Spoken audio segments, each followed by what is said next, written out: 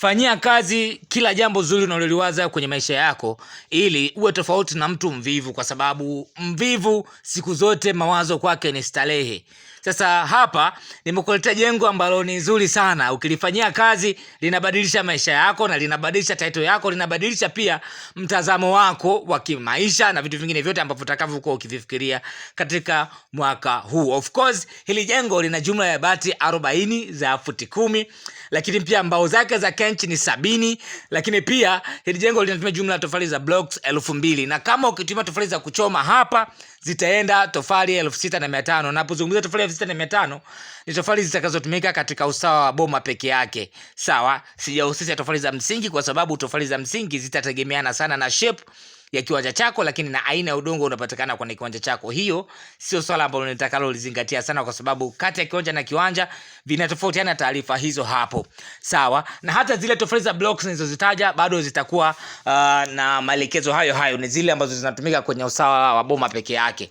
Kabla sijaendelea, nikwambie tu ya kwamba unaweza kupata ramani kupitia WhatsApp yako kila tunapokuwa tunaziweka.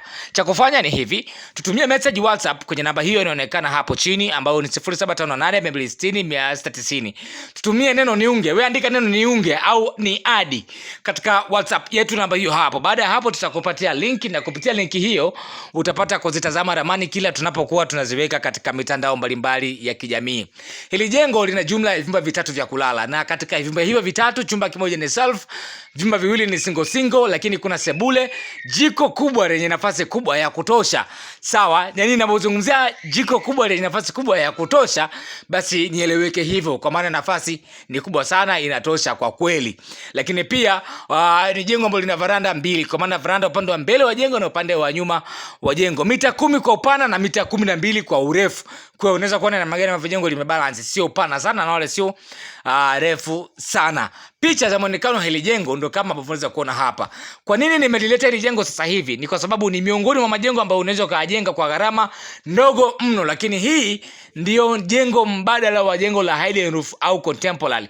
Kama unataka kujenga contemporary kwa sababu tu hauna hela nyingi za kuhakikisha kwamba unanyanyua bati juu, basi wazo lako lidondokee huku, kwa sababu contemporary itakutesa sana kwenye kuvuja. Ni majengo ambayo yatahitaji ufanye maboresho ya mara kwa mara kila baada ya msimu wa mvua. Sasa kama hautakuwa na uwezo wa kufanya maboresho mara kwa mara, kitakacho kutokea hapo ni kuifanya jengo lako kuwa swimming pool. Kila mvua itakapokuwa inanyesha, lazima maji yaone ndani. Kwa hiyo inaweza ikakupa hasara kwa vitu vizuri vyako ambavyo umevipata kwa muda mrefu, umevihangaika sana, na baadaye vinakuja kuharibiwa na maji kidogo, inakuwa sio nzuri na inakuwa ni changamoto pia.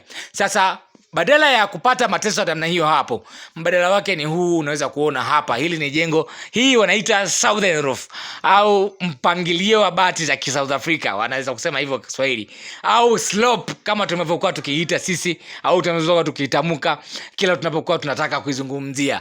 Hii ndio maana halisi ya ujenzi wa gharama nafuu. Kama hawaja kushauri, basi mimi ninakwambia sasa, kama mtu atakwambia hidden roof ni nyumba ya gharama nafuu, atakudanganya, kwa sababu makadirio ya gharama ya ujenzi wa hidden roof yanafanyika mara kwa mara mpaka kuhakikisha kwamba zile pesa za maintenance unakuwa nazo pia unakuwa unazihusisha.